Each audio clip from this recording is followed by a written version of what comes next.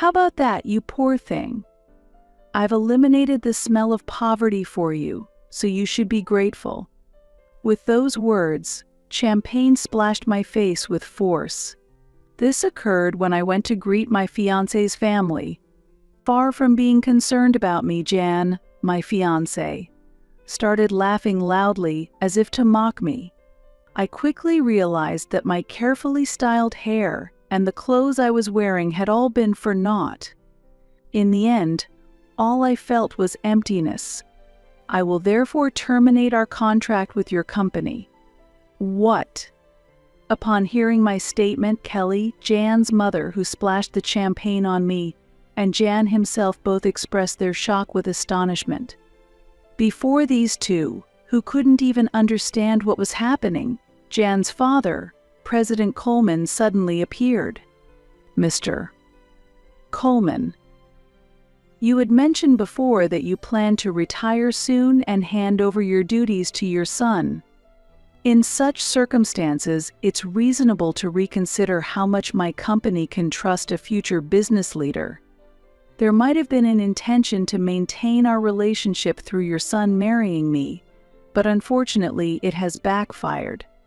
After finishing all explanations, I quietly left the scene. Kelly, who had overheard my conversation with President Coleman, was too upset to say anything. Of course, this is not the end. They need to fully face the consequences of their actions. My name is Tana Hall. I am 48 years old and have never been married, remaining single all my life. I always prioritize work and cherish my alone time. Thanks to my hobbies of reading and watching movies, I have spent fulfilling days, which is why I have never developed an interest in marriage as I aged. That spring, in April, when the flowers were in full bloom, an unexpected marriage proposal came my way. The introducer was Douglas Coleman, with whom I had a business relationship. "Ms. Hall, I would very much like to introduce you to someone. How about it?" he said. Initially hesitant, I decided to meet the person after being strongly urged. That person, Jan, was the same age as me and the son of President Coleman. He is the youngest son, with several older sisters. He has come close to marriage several times before, but he remains unmarried. "I have one request, if you don't mind," I said. Our first meeting was conditional, but Jan was a polite and kind person, and I immediately took a liking to him. I started thinking that maybe it would be all right to marry him. So I suggested that we start dating. Both President Coleman and Jan were pleased with this proposal, and things started off smoothly. However, I could never have imagined that this choice would lead to an unexpected situation later on. 5 weeks into our relationship, on our third date, John said with a smile, "We're already like a couple, aren't we?" Unlike before, Jan wore a casual jacket and appeared relaxed and youthful. This time, I had switched from my previous dressed-up style to a casual pants look. Although we are both older, our feelings at that moment were as fresh as those of young people. However, as the date began, I felt something off about Jan's behavior. He often made comments that seemed condescending. For example, he took me to a slightly upscale restaurant and said proudly, "You wouldn't normally get to come to a place like this, right? It must be unusual for you." I could only respond with an ambiguous smile to his words. In fact, this restaurant is one of my favorites, and I had just visited it with a friend 3 days ago. But it would have been cruel to embarrass him on the spot, so I didn't tell him the truth. A waiter I knew nodded at my signal and pretended to be ignorant. While sitting, I noticed the watch on Jan's wrist. It wasn't a top-of-the-line item, but it was decent. "That's a different watch from before. The color is lovely, and it suits you," I complimented. Embarrassed, Jan took off the watch to show it to me. Mistaking my interest, he seemed to offer it out of kindness. Since I wasn't deeply interested, I briefly checked it and returned it, but he seemed to insist on giving it again. Feel free to take a closer look. It's not often you see something this high-end, right? No need to be shy. My reaction was not so much out of politeness as it was just a lack of interest in men's watches. Though I agreed to take it when he insisted, I felt a bit perplexed. To me, a watch is just an accessory, and I think checking the time on a smartphone is sufficient. So I mentioned his watch casually, just as I might compliment a friend's new decorative item. Many of the older people I work with wear them too, so I actually see them quite often. Thank you for showing it to me. It's nice to have something you like. At that, Jan slightly pouted and surreptitiously followed my belongings with his gaze.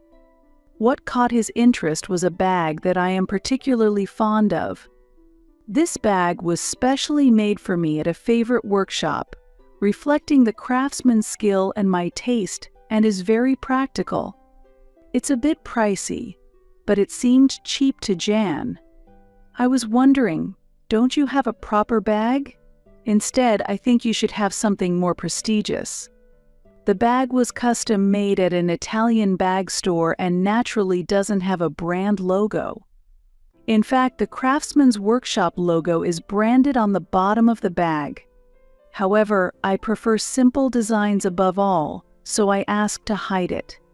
It would be difficult for someone not accustomed to women's bags to judge its price just by looking.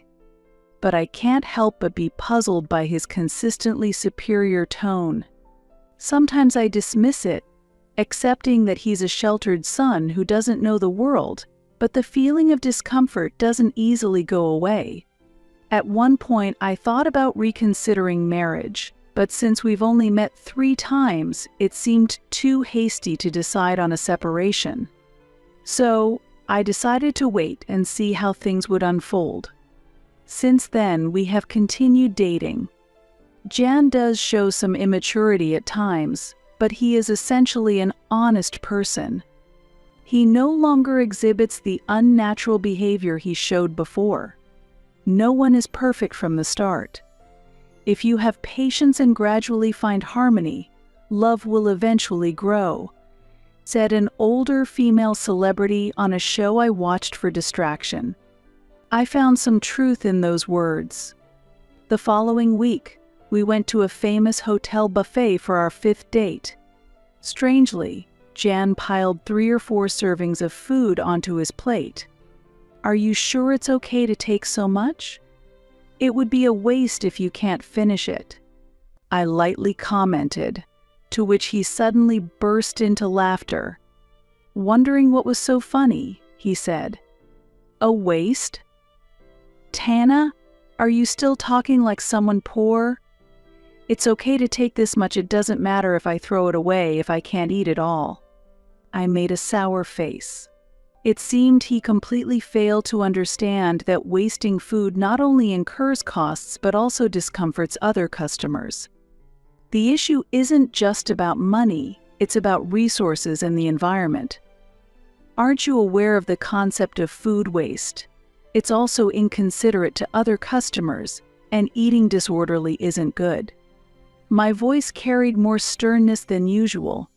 In response, Jan suddenly shrank back. As he poked at his pasta with a fork, he muttered, "I'm sorry, please don't be angry. My mommy said you might be marrying me for money, and I just reacted without thinking." The word mommy lingered in my ears, and I inadvertently repeated it. Referring to one's mother as mommy is uncommon and suggested a peculiarity about his family environment. As the date neared its end, with this discomfort in mind, Jan drove me home, and as I was getting out of the car, he grabbed my hand to stop me. "Ms. Hall, even though I am who I am, would you marry me? Even if not right away, being engaged is fine. As your fiancé can wait as long as it takes." I was taken aback by Jan's sudden forwardness. but soon I began to feel genuine joy from his actions. Although there are many concerning aspects about Jan, his courtship brought pure joy. I considered that the areas he lacks could be improved upon after marriage, nurturing him into a loving husband. 3 months had passed since we met, and I felt it was the right time to move forward. Let's grow together by complementing each other. We both have flaws and differences, so let's talk a lot and resolve them, I said with teary eyes, moved by emotion. However, the moment I agreed to the proposal, Jan once again exhibited problematic behavior. Let's start preparing for married life. First, you should quit your job and take care of the home and learn the housework from my mommy. He began with a smile. My joy vanished, replaced by rising anger. I countered him more strongly than usual. Don't be so presumptuous. If that's your attitude, then marriage is out of the question. Goodbye, I said. Jan was silent, stunned. During that moment, I got out of the car and immediately went back into my house. Though I had decided to distance myself, I reluctantly agreed to meet after receiving a message from Jan over the weekend, insisting on seeing me. The weekend came quickly, and Jan was already waiting at our meeting place when the appointed day arrived. As I approached, Jan stood up quickly and apologized deeply. I'm really sorry about last time. My friends told me to lay down the law, and I took it seriously. They even scolded me for actually thinking it's okay to do that. Jan said, his energy low, which soon began to dissolve my anger. Just a while ago, I felt like clicking my tongue at him, but ultimately I came to terms with it. It's somewhat disappointing, but he is dear to me. Jan is very straightforward, and sometimes it might be hard for him to distinguish between jokes and seriousness. He is easily influenced and somewhat indecisive. But I reminded myself that no one is perfect from the start. Make sure you keep this in mind. We're getting engaged, after all, I said with a wry smile. At those words, Jan looked up suddenly and brightened immediately. After a stormy engagement period, a month had passed. Finally, it was time to formally meet each other's families to announce our marriage. The first visit was to Jan's family home.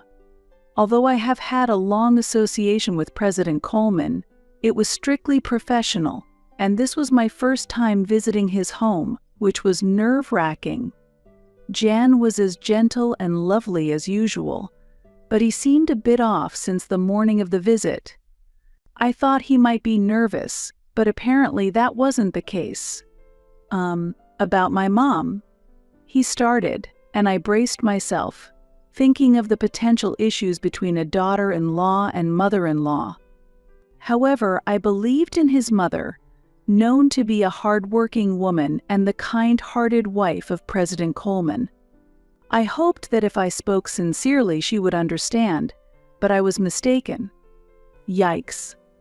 The moment I stepped into the room where we were supposed to greet each other, liquid splashed onto my face. My eyes hurt intensely. Further, a strong irritation hit my nose, causing me to cough violently. I immediately panicked. How about that, you poor thing? I got rid of the poor smell for you, so be thankful, I heard a mocking voice say. I was surprised by the bitter taste, smell, and heat. I realized the liquid that entered my mouth was champagne, but I was confused about why I received such treatment. Kelly, what are you doing? President Coleman exclaimed in shock. The situation became clear. Jan's mother and my future mother-in-law, Kelly, had thrown champagne in my face. It seemed the earlier mocking voice was also Kelly's. I remembered how Jan had previously looked down on me as poor. I realized that this attitude might have come from Kelly. Ahaha. What's the matter, Tana? You're all wet. Funny, isn't it? Go mommy, typical of you. Jan laughed loudly. At that moment, I realized that everything up to this point had been in vain. Only emptiness piled up in my heart. I will therefore terminate our contract with your company. What? At my statement, Jan and Kelly both exclaimed in surprise. They hurriedly looked at each other and seemed to be discussing something in whispers. Whether it was about our business dealings or something else, I was not involved as an outsider. I merely speculated about their conversation. At that moment, there was one person who remained quietly. That was President Coleman, who, without a word, looked pale and wide-eyed. I turned to him again, thanked him, and began to speak. First of all, President Coleman, I would like to thank you for your cooperation so far. It must be due to the condition we agreed upon that such an incident did not occur before. Then, when I turned to speak to Kelly and Jan, Kelly looked at President Coleman with a doubtful expression and then stared at me sternly. Meanwhile, Jan watched Kelly's reaction while looking at me. I continued quietly. This may be an unexpected statement for them, but I hope they listen carefully. One condition of accepting the matchmaking was that I would not reveal I am the president of a company until the marriage was decided. I thought my title might get in the way. My connection with President Coleman was born out of significant business transactions that I had built over the years while focusing on my business. I picked up my business card. Naturally, it listed my company name and position. Those not involved in management might not know the details of our transactions, but they would at least understand the title. Hello again, Mrs. Kelly. Thank you for all your help so far. This is my position. I have been working with your husband's company for over 10 years. Currently, my company is probably your biggest client. I wonder what percentage of your company's sales we represent. When I handed over my business card, Jan turned pale with surprise. He worked in his father's company, and seeing my company name should have made it clear who I was. To President Coleman, I am not just any business owner. I am the owner of one of his most important business partners. Therefore, I wanted my profession hidden initially to truly assess Jan's character. When choosing a lifelong partner, I want to see the real person, not just superficial behavior. I cannot afford a contrived attitude because it could affect the fate of a parent's company. Thus, I was introduced merely as someone I met through work. I wore fake glasses and significantly altered my makeup and hairstyle for our dates. While the disguise served as a temporary amusement, in retrospect, it was a waste of time. I'm sorry, President Coleman, but I must decline this proposal. This concerns marriage, and also, we need to pause our transactions to reassess the situation I stated, then sat down to face President Coleman. Afterwards, I explained the situation as calmly as possible. President Coleman turned pale upon hearing my words and stuttered, "The transactions are affected? That can't be right," but his reaction seemed forced. I shook my head firmly, indicating that my decision was final. However, wanting him to understand that my decision was not based on a fleeting emotion, I continued in a calm voice. President Coleman, you mentioned before about planning to retire soon and hand over your responsibilities to your son. In such circumstances, it makes sense to reconsider how trustworthy a future business partner can be. There might have been an intention to maintain our relationship through your son marrying me, but unfortunately, it has backfired. Right after graduating from university, I started my own company with some friends. Over 20 years have passed since then, and I have been leading the business as its president throughout that time.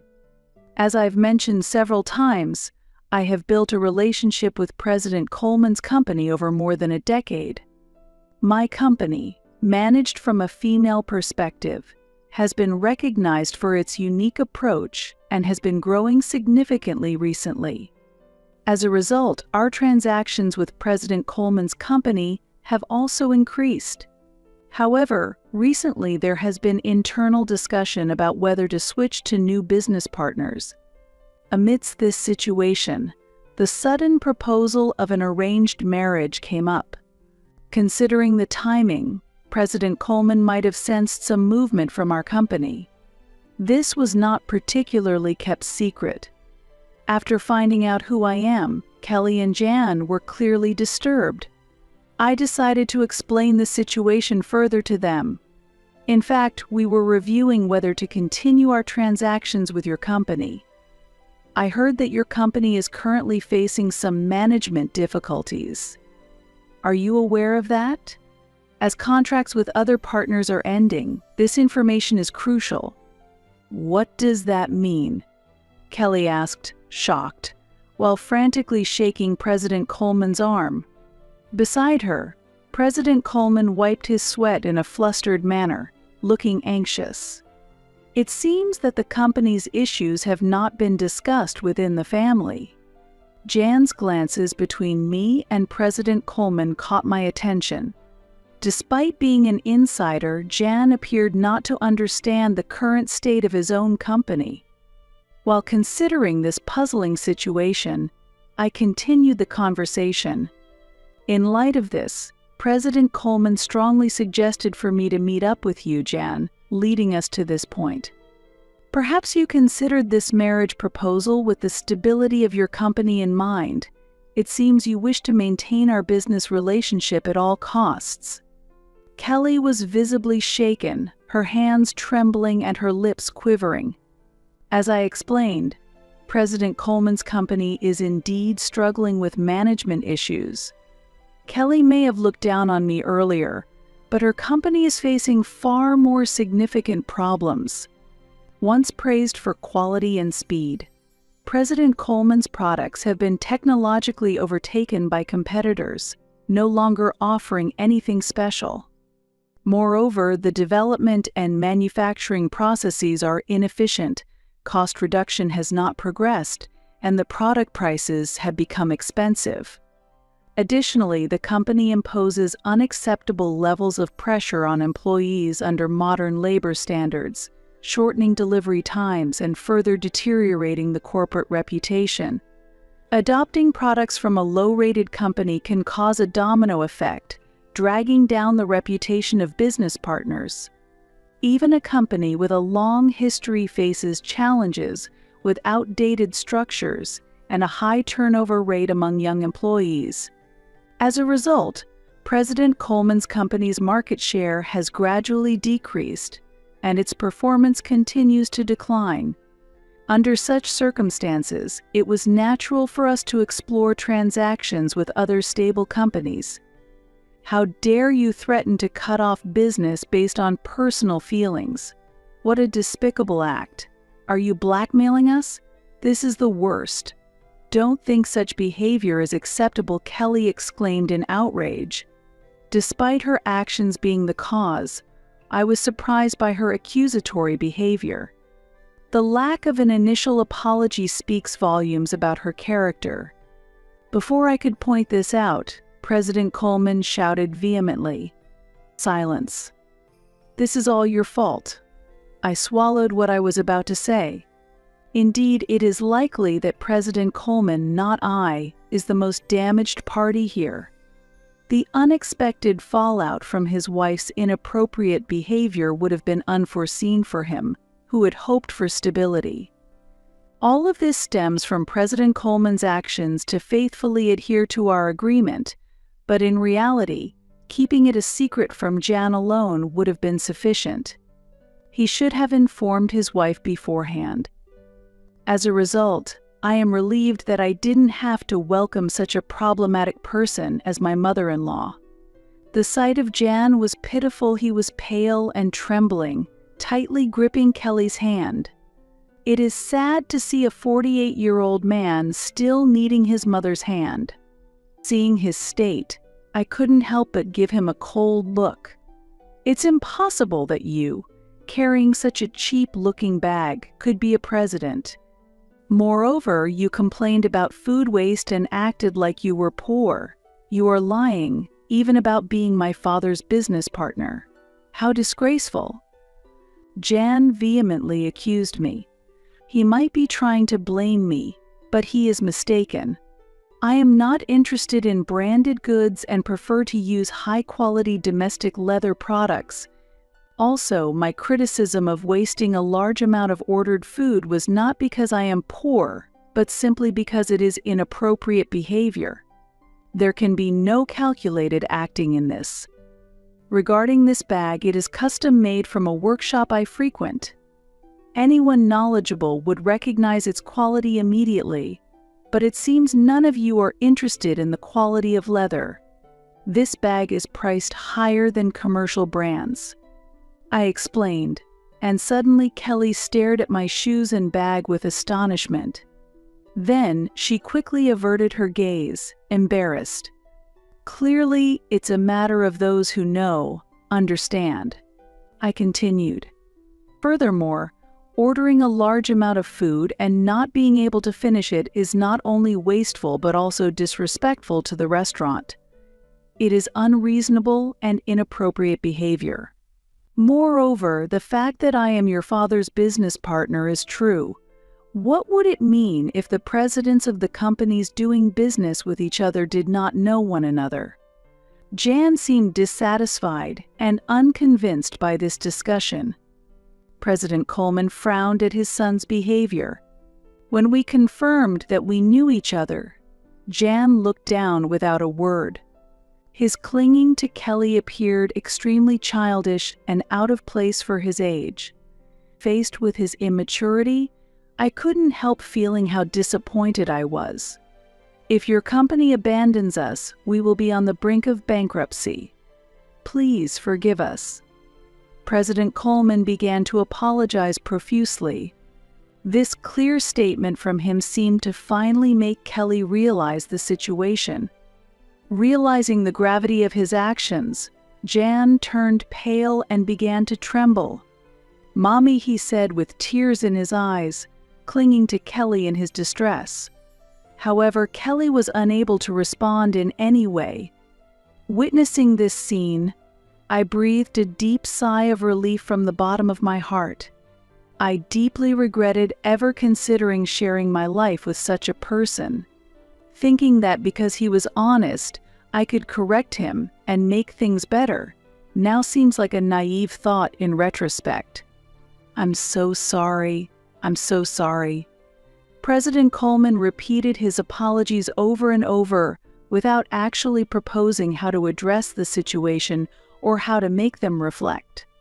This could easily lead to severing ties on an emotional basis. Therefore, I was forced to make specific remarks about the engagement. "Let's address our engagement. I cannot consider marrying someone whose mother behaves so rudely. Moreover, he did not try to stop his mother and even laughed along with her. I hope you understand why the engagement should be called off." President Coleman listened, repeating words of affirmation. I continued the conversation. "Thank you for understanding. Until yesterday, I believed in Jan's potential for improvement and proceeded with the engagement, but now I feel relieved that our relationship has been dissolved. Furthermore, I provided specific examples of Jan's behavior. For instance, his frequent quoting of his mother's opinions, saying, "Mommy said so," and then his behavior of calling his mother mommy at nearly 50 years of age. He often uses his mother's opinions as a shield to justify his improper behavior. However, his weakness becomes apparent as soon as I point out these issues. He quickly becomes disheartened. There were countless examples of these behaviors. President Coleman was astonished, his mouth agape. Kelly also showed embarrassment. However, Jan himself seemed not to understand what part of his behavior was problematic. Regarding calling off the engagement, "Is there any fault on my part?" I asked. President Coleman shook his head, almost imperceptibly. His actions seemed pitiful. I paused to calm myself and took a deep breath. I will divorce my wife. Jan will also have to move out with her.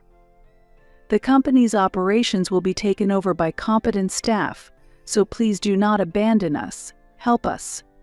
It appeared that my deep breath had made President Coleman anxious, and he suddenly began to declare his intention to divorce Kelly. What? That's not possible. I can't manage my life without this marriage. Kelly cried out in shock.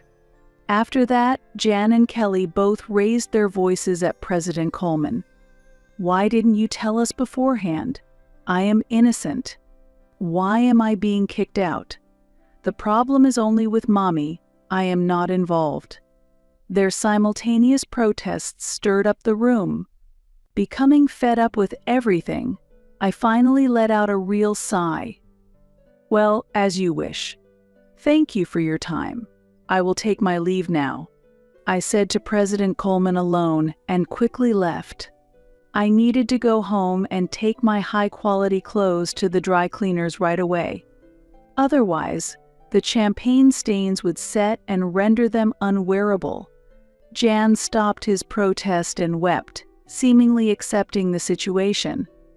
Kelly tried to retort but was silenced by a stern reprimand from President Coleman. However, she still appeared to grit her teeth in dissatisfaction, looking far more determined than her son. 5 months after the unpleasant incident with the 3 members of the Coleman family, as predicted, President Coleman resigned from his position.